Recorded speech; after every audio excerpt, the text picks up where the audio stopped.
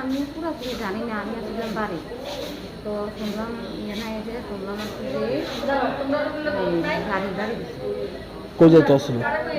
আমি খুশি আছি গাড়ি গাড়ি গাড়ি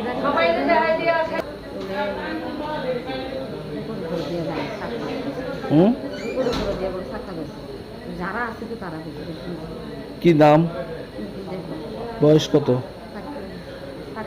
বাড়ি? ঘটনা কোনখানে হয়েছে? গাড়িটা আটক করছে নি? কি করে উনি?